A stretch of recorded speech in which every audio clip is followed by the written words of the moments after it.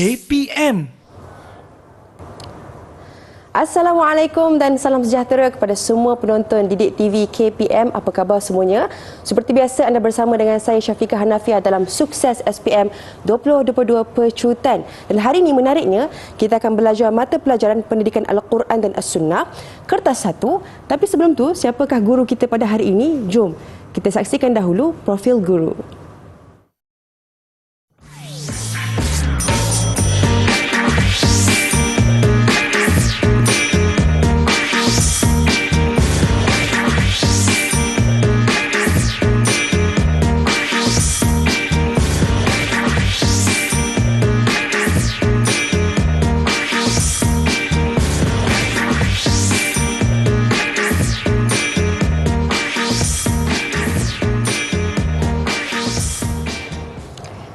Baik, bersama dengan kita pada hari ini di studio Ustaz kita, Ustaz Ayub bin Muhammad Ari daripada Sekolah Menengah Kebangsaan Seksyen 18 Shah Alam Selangor. Assalamualaikum Ustaz. Waalaikumsalam warahmatullahi wabarakatuh. Ustaz, apa khabar hari ini? Alhamdulillah sihat. Alhamdulillah sihat. Saya pun sihat alhamdulillah. Jadi insya-Allah hari ini Ustaz kita nak belajar berkenaan dengan pendidikan Al-Quran dan As-Sunnah kertas 1 untuk murid-murid kita dapat tahu strategi ataupun tips daripada guru kita. Jadi saya persilahkan Ustaz kepada Ustaz kelas pada hari ini. Persilakan. Terima kasih Syafiqah. Jadi murid-murid yang dimati sekalian, jadi pada waktu ini kita akan bercerita tentang bagaimana kita nak menjawab kertas 1 pendidikan Al-Quran dan Al-Sunnah. Saya mulakan dengan soalan yang ketiga dan yang keempat dalam bahagian B. Okey, soalan ketiga dan empat iaitu untuk soalan ketiga kita akan masuk ulum Al-Quran dan juga Al-Hadis, ulum Al-Hadis. Dan soalan keempat pula ialah untuk akidah Islamiah dan juga akhlak Islamiah. Cumanya untuk nak memudahkan murid-murid fokus dalam SPM nanti, murid-murid kena alert ataupun kena perhatikan bahawa dalam soalan tersebut dia ada respon terbuka dan respon tertutup. Syafiqah, apa dia respon terbuka? Respon terbuka maknanya soalan ataupun anda perlu menjawab pada soalan itu jawapan yang munasabah. Mungkin contoh kesan, kelebihan, kepentingan ataupun usaha dan tindakan. Adapun soalan respon tertutup ialah berkaitan dengan pengertian, berkaitan dengan hadis ataupun dalil, ataupun apa-apa yang berkaitan dengan ciri. Jadi itu yang murid kena fokus, supaya tak lari ketika menggarap jawapan. Begitu juga dengan soalan yang keempat, akidah Islamiah dan juga akhlak Islamiah, di mana murid juga kena fokus. Di sana ada soalan respon terbuka dan respon tertutup. Jadi supaya nak memudahkan mereka nak cerakinkan apakah jawapan-jawapan yang sepatutnya mereka jawab atau garap nanti. Kemudian Syafiqah, untuk ulum Quran, kita mulakan dengan ulum Quran. Ini dia maknanya standard kandungan ataupun dulu disebut sebagai tajuk lah yang mesti mereka kuasai. Ada 6 untuk ulum Al-Quran, 3 tingkatan 4 dan 3 tingkatan 5. Jadi maknanya pelajar mesti kena fokus ke semuanya kerana itu adalah sukatan yang perlu mereka kuasai ataupun tajuk-tajuk yang mereka kuasai. Okey, sebagai contoh, fokus utama ketika nak menjawab, mesti mereka menguasai pengertian. Maknanya dalam buku ataupun tajuk setiap standard kandungan tu dia ada pengertian. Jadi kita kena kuasai. Sebab termasuk dalam yang saya sebut tadi Syafiqah, ia termasuk dalam respon tertutup. Jadi kena ikut dalam buku. Maknanya tak boleh buat sendiri. Kalau buat sendiri maknanya tidak menepati kehendak peraturan permakahan. Ataupun ciri, mesti ada ciri ke syarat ke ataupun benda-benda yang berbentuk khusus, ini pun mesti dikuasai.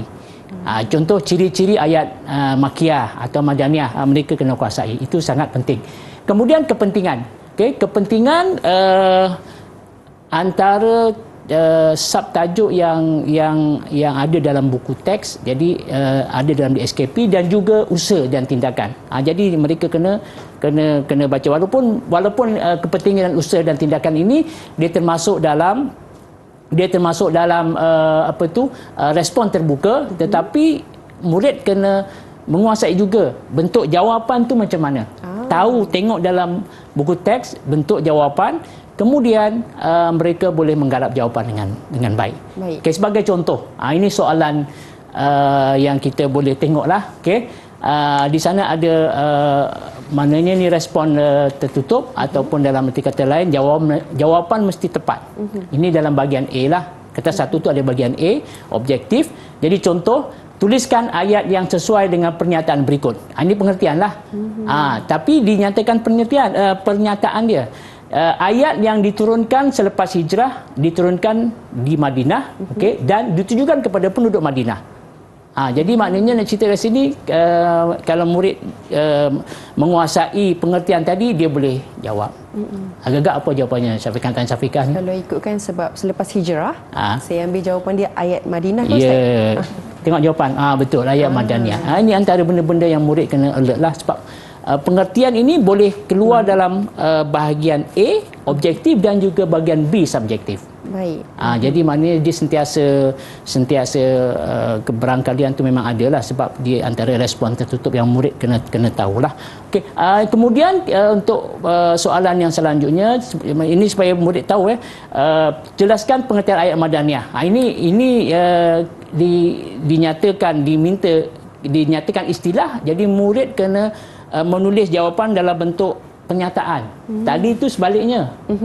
Tadi itu dinyatakan pernyataan, murid diminta menjawab dalam bentuk istilah. Baik. Yang ini dinyatakan pernyataan dia, jadi kena letak istilah apa dia. Okey, contoh kat sini kan. Okey. Ayat Madaniyah. Okey, jelaskan, kita buat soalan dulu. Baik. Jelaskan pengertian ayat Madaniyah berdasarkan pendapat yang paling masyhur. Ini kena hati-hati sebab di sana ada 3 pendapat. Jadi sebab itu kalau fokus betul-betul, kalau murid tak berhati-hati, maka boleh menyebabkan mereka tersilap. Sebab dikata paling masyhur dari sini. Kecuali kalau tidak ditentukan dengan perkataan paling masyhur.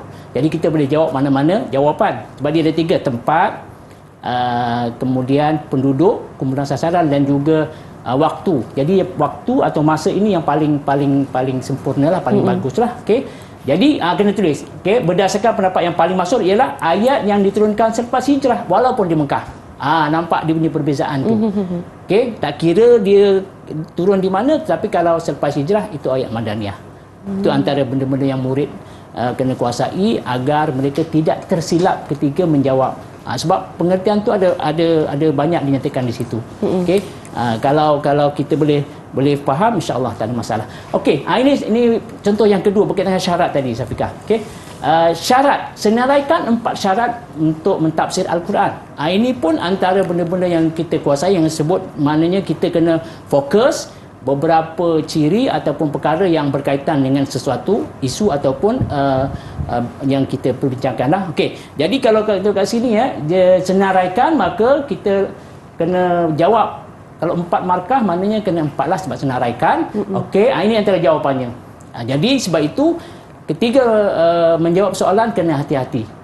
Okey, sebab di sana ada banyak dia punya ciri-ciri dia, cuma kita hanya perlu letak 4 saja. Maknanya kalau letak 3 tak dapat markah lah. Bukan tak dapat markah, maknanya markah tu kurang, 1 kurang.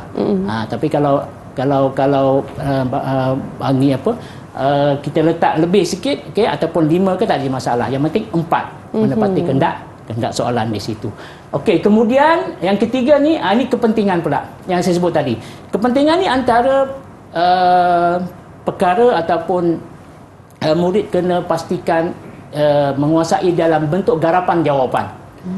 Okey, jadi saya cadangkan kalau ada soalan kepentingan, okey, kalau sebagai contoh kat sini, 2 kepentingan Al-Quran sebagai wahyu dalam kehidupan, supaya murid dapat satu jawapan yang maknanya yang mantap, saya cadangkan supaya murid memulakan jawapan dengan perkataan dapat. Maknanya kalau kepentingan, kelebihan, hikmat, keperluan, lagi apa ya, yang sewaktu dengannya lah. Sebab kita pun tak tahu dia punya soalan macam mana, tapi benda-benda ini supaya mendapat jawapan yang lagi tepat, maknanya mulakan dengan dapat. Supaya jawapannya itu dapat disasarkan dengan betul. Kalau tidak, seolah-olah saya andaikan seperti tidak jejak ke bumi. Jawapan tidak jejak ke bumi. Tapi kalau dapat, maknanya benda yang kita dapat apa dia? Berlainan dengan untuk soalan seterusnya, iaitu usaha dan tindakan. Usaha dan tindakan, biasanya murid-murid juga dia kurang menjawab dengan tepat, kerana isunya mereka nak mulakan dengan apa. Yang tadi kepentingan, yang ini usaha dan tindakan macam mana. Jadi saya cadangkan, antara jawapan yang boleh kita sesuaikan, iaitu kita mulakan dengan sentiasa. Sebab apakah usaha? Kita adalah sentiasa. Contoh, usaha untuk menggunakan Rasam Osmani sebagai panduan dalam memahami Al-Quran. Jadi jawapannya ialah antaranya sentiasa mendalami ilmu Dhabtul Quran. Dhabtul Quran ni maknanya berkaitan dengan baris lah kan. Baris Al-Quran. Untuk memahami fungsinya dalam Al-Quran. Tanda sukun ke macam mana, kadang tak ada tanda sukun, kadang kalau tanwin tu kadang ada yang selari, ada yang terpisah sikit tu kan. Itu maknanya ada fungsi-fungsinya yang berkaitan dengan murid. Sebab itu kalau contohnya murid tidak menguasai teknik atau cara menjawab, ataupun peraturan pemarakan yang sebenar lah kita kata kan. Jadi sukarlah untuk murid nak dapat menjawab dengan. Satu lagi berkaitan dengan kata tugas pun penting juga. Contohnya kat sini kalau jelaskan, jawapan mesti fakta dan huraian. Jadi ada huraiannya, ada fakta dan ada huraian supaya murid boleh menggarap jawapan dengan baik. Bila baik maknanya insya-Allah markah tu baiklah. Maknanya dia boleh skor ataupun dia boleh dapat apa yang mereka hendaki.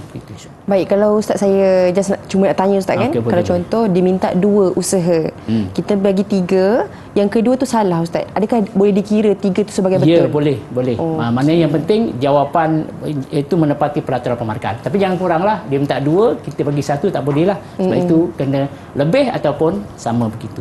Itu situasi. Baik, itu dia perkongsian daripada guru kita berkenaan dengan ulumul Quran. Ada respon terbuka, ada respon tertutup. Jadi murid-murid perlu ambil manfaat daripada perkongsian pada segmen kali ini. Jadi sekarang ini kita berikan peluang untuk berehat seketika. Kita kembali selepas ini dalam Didik TV KPM. Didik TV KPM. Didik TV KPM. Baik, sekarang anda bersama dengan kami dalam Sukses SPM 2022 Pecutan, dan hari ini kita belajar mata pelajaran pendidikan Al-Quran dan As-Sunnah, dan kita nak belajar tentang apa ni? Kertas satu. Jadi untuk segmen kali ini Ustaz, mungkin kita nak membincangkan tentang bidang ulumul hadis. Dipersilakan. Okey, terima kasih Safiqah. Bidang ilmu ulumul hadis ini termasuk dalam soalan yang ketiga. Okey, sebab dia mix ataupun dia bercampur dengan ulum Al-Quran tadi. Cumanya dari segi pendekatan kita nak menjawab soalan ataupun benda yang kita kena fokus. Okey, pertama kita kena fokus berkaitan dengan tajuk tadilah. Maknanya kita kena tahu bahawa kalau tadi ulum Al-Quran dia ada 6 tajuk. 6. 3 tingkatan 4, 3 tingkatan 5. Kena tahu tu, jangan tertinggal pula nak fokus. Okay. Untuk tingkatan untuk ulum Al-Quran, untuk ulum hadis dia ada 8. 4 tingkatan 4 dan 4 tingkatan 5. Jadi kena betul fokus supaya murid dapat menjawab dengan baik nanti. Okey, seterusnya murid kena menguasai apakah bidang ataupun perkara yang murid kena fokus. Okey. Pertama, pengertian. Jadi apa-apa pengertian yang ada pada ulumul hadis, murid kena kuasai. Tapi ulum hadis ni dia banyak sikitlah pengertian. Okey, dengan hadis marfu'nya, hadis mauqufnya dan sebagainya lah. Hadis tu banyak. Mungkin hadis belas lah, begitulah. Jadi ya itulah cabarannya sebenarnya. Itulah cabarannya ilmu yang kita dapat di situ. Sebab itu antara disebut sebagai mabadi asyara, perkara utama yang mesti murid kena kuasai. Sebab kalau kita tak kenal, kita tak dapat menjiwai ilmu itu. Sebab itu fokus kepada pengertian. Dan sebagaimana saya sebut tadi, dia akan keluar juga dalam bahagian A dan juga bahagian B. Juga penting. Kemudian ada syarat ciri dalil pun sama juga. Benda mereka kena kuasai. Contohnya syarat hadis sahih, kena tahu. Cuma ada benda yang baru yang murid kena kuasai, iaitu hukum beramal dan penghujahan. Ini sangat penting. Antara item yang maknanya murid kena kuasai. Sebab dia boleh ditanya ataupun diminta murid menjawab soalan berkaitan dengan penghujahan dan juga hukum beramal. Sangat penting. Kemudian yang seterusnya tadi, seperti yang tadilah, kepentingan, kemudian keperluan, hikmat, dan seterusnya usaha dan tindakan. Ini benda yang memang ada pada setiap bidang. Jadi murid kena fokus. Jadi kalau kita nak tengok bentuk soalan, ini contoh soalan istilah yang sesuai. Ini bahagian A. Maknanya diberi pernyataan, just kita recall, kita ingat balik apakah jawapannya. Mungkin Syafiqah dah pernah belajar kan.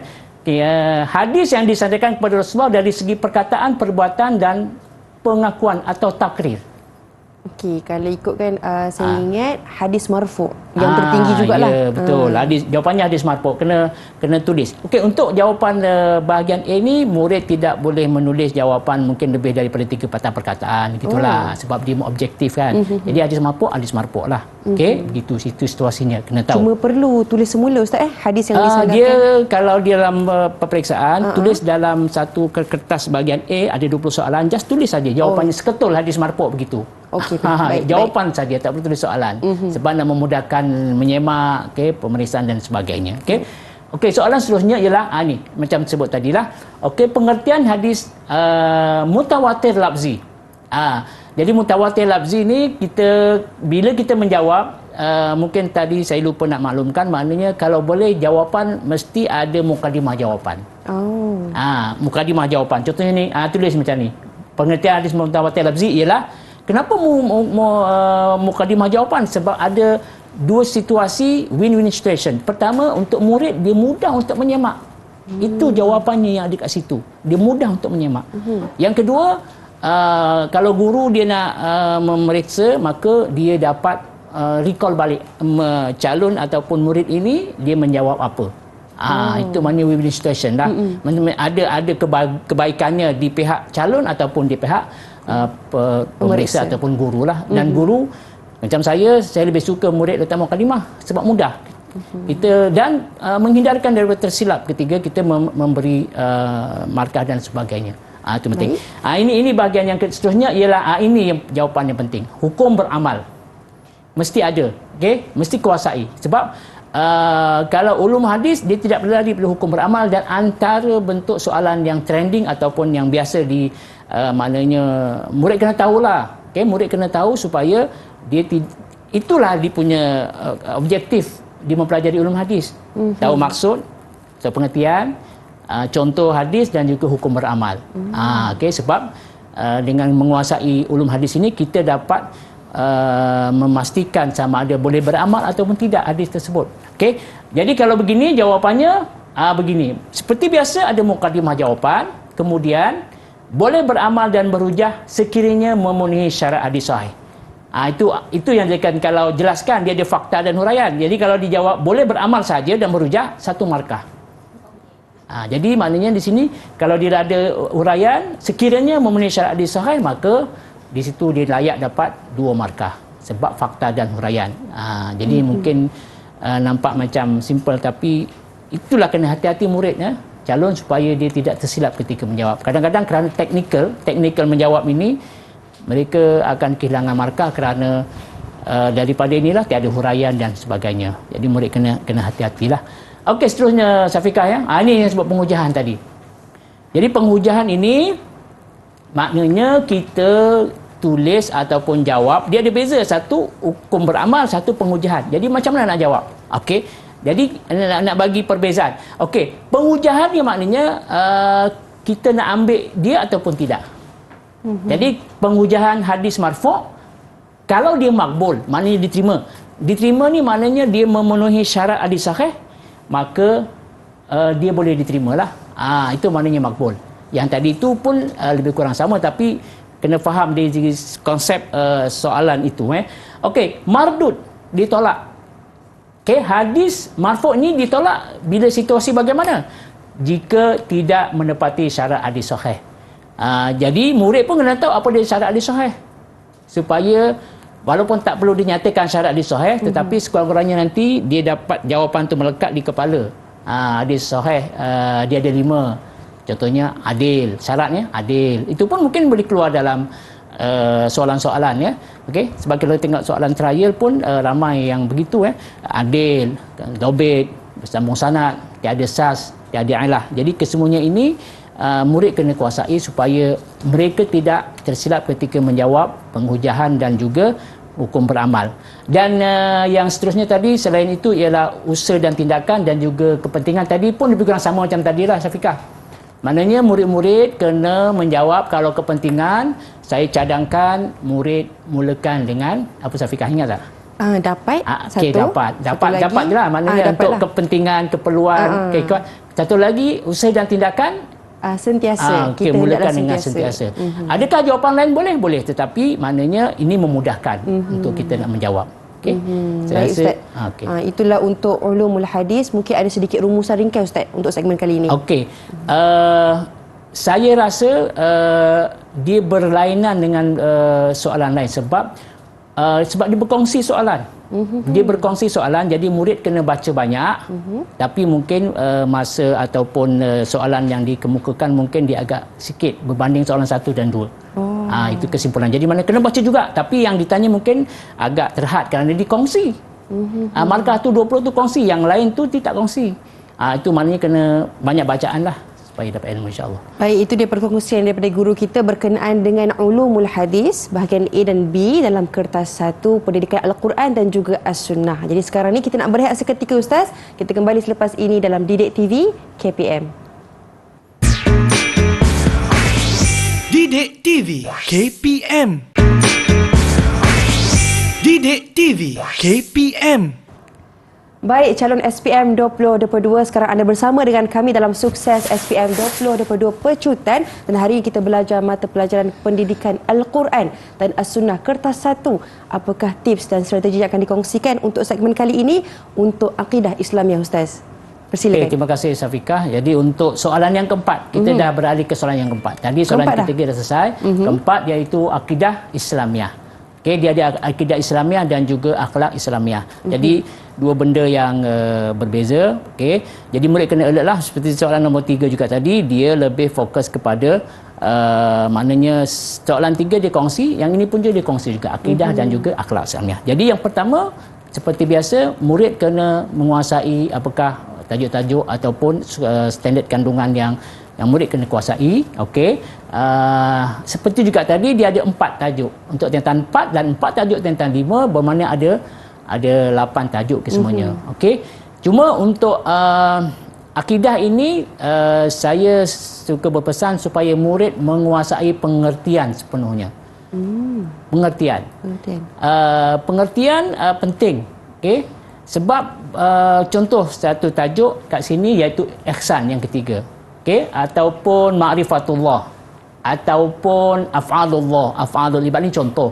Murid tidak menguasai maksud pengertian itu, maka untuk soalan respon terbuka ni agak sukar untuk dia menjawab. Jadi mesti menguasai, untuk akidah ini murid mesti menguasai maksud pengertian tadi, supaya lagi mudah. Okey, sebagai contoh, ini fokus ataupun bidang yang murid kena fokus, seperti juga yang pertama tadi, iaitu pengertian, syarat, kepentingan. Ini benda yang biasalah murid kena fokus. Okey, ini contoh kata orang tu soalan ya. Jelaskan pengertian qada mengikut pendapat Ahlussunnah wal Jamaah. Jadi kelemahan murid di sini dalam SPM ialah murid tersilap ataupun cross. Dia dari tersilap, maknanya kita tanya qada, dia tanya qadar. Bukan sahaja untuk akidah, begitu juga untuk ulumul Quran, begitu juga untuk hadis, begitu juga untuk pengajian Al-Quran, tajwid. Kan? Jadi mereka biasanya tersilap dari segi menyatakan takrifan yang sebenar. Jadi nak test juga dekat Syafiqah ni, apa jawapan untuk qada ni? Kalau ikutkan qada ini, saya ingat pelaksanaan ketentuan Allah sejak azali. Contohnya kita lihat kejadian siang dan malam. Ya, betul. Pelaksanaan. Okey, tengok sini. Okey. Jadi yang pertama, murid kena meletakkan mukadimah ketika menjawab. Okey. Yang kedua, jawapan jangan tersilap antara qada dan juga qadar. Qada ni pelaksanaan, sedangkan qadar ialah ketetapan. Okey, pelaksanaan contoh siang dan malam. Siang malam tu pasti berlaku ataupun sebut sekarang ni ajal maut. Ajal maut mesti berlaku. Baik. Cuma qadar dia itu, ketetapan dia mungkin kita tak tahu, mungkin seorang itu 60 tahun, seorang itu 30 tahun, seorang itu 20 tahun. Nah, itu situasinya begitu. Siang malam pula ni mungkin kita boleh katakan berapa jam. Okey, itu situasinya lah. Maknanya dari segi ketetapan itu ialah qadar. Untuk qada maknanya pelaksanaan mesti ada, mesti berlaku. Itu di tangan Allah Taala. Itu satu contoh. Jadi murid kat mana-mana soalan pun, okey, murid kena pastikan ketika dia mengulang kaji, pastikan dia tak confuse. Bahasa Melayu apa confuse, Safiqah? Keliru. Keliru. Itulah masalah kita biasa gunakan. Keliru. Yeah. Okey, jadi kita boleh pastikan benda ni bila kita tengok, mungkin dalam mana-mana soalan kan, kita tengok ini apa. Jadi kalau ada rasa ini apa jawapannya kan, kita rasa macam ada kekeliruan disebut, itu kita kena fokus betul-betul. Sebab benda itulah kadang-kadang boleh menjadikan kita akan tersilap ketika menjawab soalan. Itu sangat penting. Okey, soalan seterusnya. Okey. Tuliskan. Jadi mana kat sini tuliskan satu dalil nakli. Kebarang kalian ada sebab itu ada termasuk dalam di SKP ditanya tentang dalil. Tapi biasanya dalil yang diutarakan dalam buku teks itu sendiri dalil yang familiar lah. Biasa kita dengar. Okey, bukan dalil-dalil yang payah dan mungkin tak panjang, yang pendek saja kan. Contohnya ni kalau kita tengok soalan, dalil ni Al-Quran ni, apa kita nak letak ni macam payah. Tapi kalau kita sentiasa mengulang kaji, kita sentiasa fokus, insya-Allah tak ada masalah. Okey, dalam mengutarakan jawapan. Jadi mungkin kita nak tengok juga apa jawapan untuk dalil ini. Nampak macam payah. Siapa boleh jawab ni di murid-murid ataupun kalau Safiqah boleh ingat kotlah jawapan yang paling mudah, yang paling kalau saya berkaitan dengan agama Islam, satu ayat yang biasa kita dengar, innad-dina indallahil Islam. Okey, bagus. Maknanya itulah antara benda-benda yang kita biasa dengar. Okey, tapi kadang-kadang kita tak tahu nak letak kat mana. Jadi bila kita belajar akidah ini berkaitan dengan Islam, kita dapat pastikan. Okey, jadi jawapannya begini. Kita tulis dalam mukadimah, dalil yang membuktikan Islam agama diridai Allah Taala ialah innad-dina indallahil Islam. Tak payah letak ayat ataupun surah pun tak jadi masalah sebab dia nak dalil itu saja dan familiar, dan buku teks pun ada. Mana bukan tak ada. Itu antara satu contoh. Dan dalil ini juga boleh keluar dalam mungkin akhlak, mungkin pengajian Al-Quran, mungkin pengajian hadis. Okey, ikut bergantung dengan dia punya tajuk yang kita belajar. Okey, seterusnya Safiqah ini kepentingan tadi. Ada lagi soalan kepentingan. Jadi bila kepentingan dia masih lagi respon terbuka. Sebab dalam buku teks, memang dalam DSKP sendiri memang ada soal yang berkaitan dengan kepentingan. Jadi murid memang kena kuasai. Itulah yang saya sebutkan tadi, objektif kenapa kita mempelajari berkaitan dengan kepentingan itu. Kan? Satu contoh kat sini. Kita belajar Islam sebagai adin dalam kehidupan. Apa kepentingan yang kita boleh dapat daripada mempelajari Islam sebagai adin itu? Jadi contoh jawapannya macam tadi, kita mulakan dengan dapat supaya mudah. Kalau orang tanya, Ustaz, kalau contoh saya tulis jawapan tak guna dapat, boleh tak? Boleh sekiranya menepati, relevan, sesuai. Tapi sukar juga kita nak mencari jawapan begitu sebab kita tak ada satu pendekatan yang boleh kita ambil. Tapi kalau kita letak dapat tu mudah kita nak garap jawapan. Okey, dapat membersihkan hati agar usaha dan niat ikhlas kerana Allah Taala. Jadi kan maknanya bila kita ingat Islam sebagai adin tu kita dapat. Maknanya kepentingan tu kita dapat. Baik. Usaha pula nanti bagaimana kita mencapai. Itu cara pendekatan yang sebab saya tengok kadang murid dia tak boleh nak menggarap jawapan itu. Usaha itu bagaimana kita nak mencapai. Kepentingan tu dapat. Jadi itu situasi dia. Okey. Kemudian kalau berkaitan dengan tindakan pula, disebut usaha dan tindakan atau tindakan, maknanya apakah proses ataupun cara kita nak mendapat. Baik. Kita mulakan dengan perkataan sentiasa. Ataupun dengan yang perkataan boleh juga kita gunakan istilah aplikasi, Syafiqah. Aplikasi. Jadi murid juga boleh guna aplikasi. Kita hendaklah sentiasa. Begitu. Maknanya untuk mendapat kita kena mengaplikasikanlah. Okey, contoh kat sini kan. Satu tindakan yang boleh dilakukan untuk meningkatkan keimanan terhadap Allah Taala. Dia banyak cara sebenarnya. Kan? Jadi apakah usaha kita supaya kita dapat meningkatkan keimanan?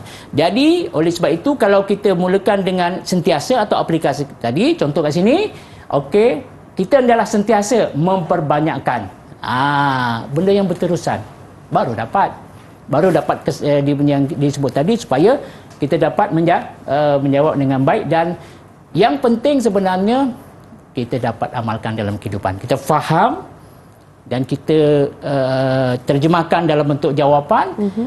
Akhirnya nanti benda itu kita akan dapat amalkan dalam kehidupan. Itu sangat penting.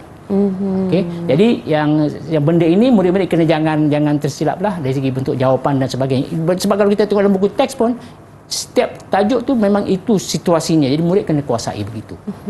Baik, yang saya boleh dapat kat sini bahawa penting ni kalau kita faham apakah kata kunci untuk jawapan tersebut. Contohnya tadi sebagai usaha kita sentiasa. Ya, betul. Kalau satu lagi tu kepentingan ataupun ciri-ciri ataupun keperluan. Keperluan, hikmat, kelebihan. Kepentingan, keperluan dan hikmat, kelebihan. Kadang-kadang dia tak semestinya dia minta kepentingan, mungkin keperluan, mungkin hikmat, mungkin kelebihan atau kesan. Kan? Maknanya itu antara soalan yang penting untuk maknanya kita tahu. Fokus utama supaya kita tidak tergelincir ketika kadang murid dia gini, Syafiqah, dia baca tapi apa aku nak baca ni? Sebab dia tidak menguasai format. Bila dia menguasai format, dia boleh fokus. Bila dia fokus, dia akan dapat menjawab dengan baik, insya-Allah. Baik, itu dia perkongsian daripada guru kita berkenaan dengan akidah Islamiah, soalan yang akan diberikan dalam kertas 1 pendidikan Al-Quran dan As-Sunnah. Jadi sekarang ni Ustaz, kita nak berehat seketika. Kita kembali selepas ini Didik TV KPM. Didik TV KPM. Didik TV KPM. Baik, sekarang anda bersama dengan kami dalam Sukses SPM 2022 Pecutan, dan hari ini kita belajar mata pelajaran pendidikan Al-Quran dan As-Sunnah untuk kertas 1. Apakah tips dan strategi Ustaz untuk segmen kali ini tentang akhlak Islamiah? Dipersilakan. Okay, terima kasih Syafiqah. Jadi kita masih lagi dalam soalan yang keempat, Syafiqah, iaitu bidang yang terakhir, iaitu akhlak Islamiah. Okey. Jadi dalam akhlak Islamiah, okey, apa yang perlu kita kuasai macam tadi juga tidak boleh ditinggalkan, iaitu menguasai tajuk atau sukatan standard kandungan. Baik. Okey, apa yang keluar, apa yang boleh kita fokus. Okey, cumanya kita dapat simpulkan kat sini, dia macam akidah Islamiah juga, dia ada 8 standard kandungan. Dan kalau kita tengok dari segi kandungan tajuk itu, kebanyakannya memang kita sudah sedia maklumlah. Okey, maknanya macam tazkiyatun nafs, menjaga penampilan diri, penting tu. Okey, menjaga pergaulan, benda-benda yang sangat penting. Okey, jadi untuk murid. Jadi di samping kita belajar, kita boleh amalkan. Jadi untuk SPM Al-Quran Sunnah nanti ada 4 perkara yang boleh saya kongsi dengan murid-murid, okey, yang mereka kena fokus. Okey, iaitu pengertian, okey, kemudian syarat, ciri kalau ada lah, okey, sebab kadang-kadang satu tajuk tu tak ada, tapi kalau ada, okey, fokus, kepentingan, keluar lagi kepentingan, keperluan, kelebihan, hikmat, kesan, okey, dan juga usaha dan tindakan. Jadi benda-benda macam ni murid kena pastikan mereka menguasai. Macam saya sebut di awal tadi, maknanya faham format, maka dia tahu apa nak fokus, dan dia akan menguasai kandungan ataupun konten yang ada pada standard kandungan itu tadi. Okey, jadi contoh soalan yang pertama, dia benda yang kita memang biasa kita jumpa. Okey, antaranya ialah dalam bahagian A, respon tertutup, ya. Ni objektif. Contoh kan, ni tajuk, contoh soalan pertama, menyeru manusia melakukan kebaikan. Biasa kita dengar menyeru manusia melakukan kebaikan. Jadi kalau kita, sebab itu kadang-kadang Syafiqah dan juga murid-murid, ada satu benda yang saya nak tekankan di sini. Kepentingan kita menguasai tajuk, sebab kadang-kadang kita ni kan tajuk itu kita dah dapat tahu. Ni menyeru manusia melakukan kebaikan. Oh, ada satu tajuk apa? Kita dapat tahu jawapannya begitu. Itu penting juga tu. Jangan main baca saja kan. Sebab itu boleh membantu kita untuk menjawab soalan. Itu antara, sebab tajuk itu mesti dia, konten dia mesti sama. Dia bertalian lah, maknanya mencakupi apa yang dibincangkan. Jadi kalau kat sini menyeru manusia melakukan kebaikan, maka jawapannya kalau siapa yang nak jawab ialah Amar ma'ruf. Amar ma'ruf. Jadi dia berbeza tu. Okey, amar ma'ruf. Kalau kita mencegah daripada melakukan kemungkaran, jawapannya nahi mungkar. Jadi benda yang simple saja. Jadi kalaulah di clone soalan, contoh kan, apakah pengertian amar ma'ruf? Maka jawapannya menyeru manusia melakukan kebaikan. Itu yang dikatakan menguasai format, tak ada masalah. Mereka boleh fokus ataupun menggarap jawapan tu, tak ada masalah. Itu penting tu. Okey, dari segi murid-murid, persediaan murid untuk peperiksaan untuk akan datanglah. Okey, kemudian yang seterusnya dalil juga. Okey, tuliskan dalil nakli berkaitan tanggungjawab menziarahi pesakit. Jadi ada anjuran supaya kita menziarahi pesakit sebenarnya. Jadi ada satu situasi, kalau dalil tu panjang macam mana Ustaz? Dalil tu panjang, maka kita ambil yang berkaitan saja. Okey, yang berkaitan saja, kerana panjang kalau boleh semua lagi bagus. Tapi maknanya itu dah mencukupi untuk jawapan. Contoh kat sini, okey, agak panjang sikitlah, tapi sebenarnya murid boleh tulis yang bawah itu, wa iza marida fa'udhu. Itu pun cukup. Itu yang nampak panjang kan? Itu macam mukadimah. Okey, maknanya ada muslim dengan muslim ni dia ada 6 tanggungjawab.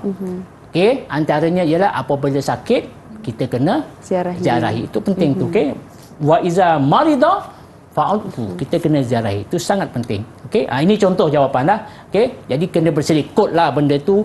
Kita tertinggal ke, jadi kita boleh fokus selepas ini supaya kita dapat menggarap jawapan dengan baik. Okey, seterusnya ini untuk bahagian A, iaitu objektif. Ini satu contohlah berkaitan dengan kepentingan, berkepentingan dan juga yang berkaitan dengan akidah akhlak tadi, iaitu isi tempat kosong. Okey, berdasarkan pilihan jawapan. Yang ini murid dinasihatkan supaya dapat skor ataupun dapat menguasai markah yang dicadangkanlah, iaitu mungkin kalau 4 lah. Tapi ini satu. Dia punya himpunan dia 4 soalan gitu bahagian A. Murid sedia maklumlah, just nak refresh ataupun nak maklumkan kepada murid. Okey, orang yang sakit sangat memerlukan bantuan dan sokongan orang lain agar kekal positif. Tengok jawapannya betul tak? Positif. Jadi maknanya jawapan kita boleh kuasai. Okey, sebab ada pilihan jawapan. Sebab itu kalau untuk format ini, isi tempat kosong berdasarkan contoh jawapan, murid tak boleh skor rugilah. Betul. Sebab dah ada pilihan jawapan. Mereka tak perlu nak, mana kat situ dah ada dah. Mereka hanya pastikan benda itu mereka dapat jawab dengan baik. Okey, soalan kedua. Antara kepentingan menjaga orang sakit ialah memenuhi tanggungjawab. Tanggungjawab tadi terhadap ahli masyarakat. Jadi ini kalau dalam bentuk bahagian A, objektif. Kalau subjektif, bahagian B pun sama tadi. Maknanya murid kena kuasai kalau kepentingan, kena ada perkataan, contoh, dapat, dan juga untuk usaha dan tindakan boleh aplikasi dan juga sentiasa supaya murid dapat jawab dengan baik benda tersebut. Okey. Baik, itu antara perkara-perkara pentinglah untuk akhlak Islamiah Ustaz untuk kertas satu. Dan saya rasa insya-Allah ada kelebihan untuk murid-murid kita skor dekat bahagian jadual tadi Ustaz. Ya, betul. Maknanya dalam bahagian soalan yang ada pilihan jawapan dah. Betul, ada pilihan jawapan. Dan satu lagi sebelum kita masuk perkara penting ini, akhlak ini murid kalau respon terbuka tu memang dia berkaitan dengan kehidupan kita sehari-hari. Jadi mudah untuk diaplikasikan dalam bentuk jawapan nanti. Dengan syarat kena menguasai ta'arif dulu. Dia macam akidah juga. Kan? Ta'arif dahulu. Penampilan diri macam mana? Itu masuk dia kat situ. Okay? Ataupun disebut tazkiyatun nafs. Dia nak cerita tazkiyatun nafs tapi tak tahu tazkiyatun nafs macam mana. Sebab tu kena kuasai pengertian dulu. Itu adalah kunci untuk anda kuasai.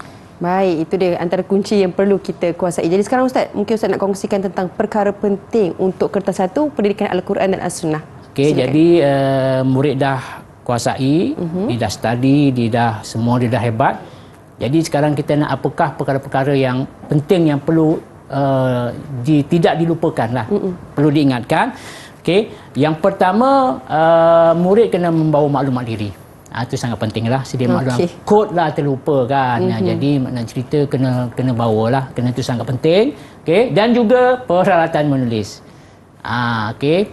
Pensil, pen, pembaris, pemadam dan sebagainya lah yang berkaitan itu sangat penting. Okay. Sekadar untuk mengingatkan. Okay. Yang kedua ialah, ini sangat penting. Membaca arahan dan fahami soalan. Ada dua tu. Arahan tu, kalau Al-Quran dan As-Sunnah, kena pastikan bahagian A, objektif berbagai bentuk 20 markah itu kena tulis pada buku jawapan. Okey. Jangan tulis pada kertas soalan. Sebab berlaku tulis daripada kertas soalan. Jadi kena tulis dalam buku buku soalan ada yang disediakan. Okey. Tulis jawapan saja, tak perlu soalan. Itu sangat penting. Sebab itu kena baca arahan. Bahagian B pula, di situ arahan jawab semua soalan. Jadi kena jawab semua soalan lah. Jangan jawab 3 soalan. Sebab bila 3 soalan, dia akan menjadikan jawapan nanti jadi tu markah jadi kurang lah. Okay, jadi masalah pula. Okay. Kemudian menggaris kata kunci soalan. Saya bagi contoh untuk bahagian A, tajwid. Soalan 1 dan 2 dia minta cara bacaan. Untuk soalan 2 dan 3 dan 4 dia minta saya ulangi. Soalan 1 dan 2 dia minta hukum tajwid. Soalan 3 dan 4 dia minta cara bacaan. Bentuk kalau kita tengok soalan lebih kurang macam sama. Jadi kena gariskan dia nak apa? Dia nak hukum tajwid ke cara bacaan? Takut tersilap dah tidak memenuhi peraturan pemerakaan. Itu pentingnya garis kata kunci soalan tu. Dia nak apa? Nak 3, nak 4? Nak huraikan, nak senaraikan? Itu penting tu. Nampak macam benda mudah kan, tapi itulah kadang-kadang kita tak tahu. Allah Ta'ala cabut kita punya lupalah maknanya kan. Betul. Kita pun tak kita tahu. Okey, kemudian menjawab soalan dengan mukadimah jawapan. Mesti ada mukadimah jawapan. Seterusnya, ini penting, memulakan jawapan di halaman baru pada setiap bidang. Soalan baru je mesti di halaman baru supaya pengurusan kita punya kertas jawapan tu cantik lah. Kan? Kod lah soalan 1 kita ada penambahan jawapan boleh letak kat bawah dia. Taklah tulis kat belakang sana tu kan. Ini maknanya nak mudahkan. Kena ingat jawab soalan baru mesti muka surat baru. Baik. Okey, jangan bercampur dengan soalan yang sebelumnya separuh contohnya kan. Itu benda-benda kita kena lihat, selalu melihat. Kemudian semak setiap jawapan. Ini selepaslah. Menulis angka giliran dengan jelas. Yang terakhir, bertawakal dan berdoa agar diberi kecemerlangan. Dah usaha, dah ikhtiar, dan menjawab dengan baik. Kita bertawakal dan doa mudahan Allah Ta'ala memberi kecemerlangan dalam bukan sekadar peperiksaan itu tapi semua peperiksaan insya-Allah. Jadi itu dia antara perkara penting yang dititik beratkan untuk calon-calon SPM. Jadi Ustaz mungkin ada nasihat ringkas Ustaz untuk murid-murid kita. Silakan. Okey, alhamdulillah, terima kasih Syafiqah. Jadi saya punya nasihat ialah ketika kita hampir peperiksaan kalau boleh kita sentiasalah mengikhlaskan diri kepada Allah Ta'ala. Penting. Jangan cari musuh lah. Mana kita banyak bersabar, buat baik pada semua orang, buat baik pada semua orang, dan yang terpenting ialah kalau boleh kita memudahkan kerja orang, ataupun kita membantu orang, mungkin dari segi sedekah dan sebagainya. Kerana itu, sebab bila orang kita memberi sedekah, mesti orang itu akan doakan kita. Jadi mudah-mudahan doa itu termakbul dan kita akan dapat keputusan yang cemerlang, insya-Allah. InsyaAllah. Terima kasih banyak-banyak Ustaz Ayub Muhammad Ali atas perkongsian dan tips yang diberikan untuk calon-calon SPM pada tahun 2022. Dan sekarang ni Ustaz, insya-Allah kita dah disampai kepada penghujungnya. Terima kasih sekali lagi dan terima kasih juga kepada semua penonton yang menonton kami hingga ke hujung siaran. Ingat satu perkara, man jadda wajada. Saya Syafiqah Hanafi. Assalamualaikum warahmatullahi wabarakatuh. Jumpa lagi.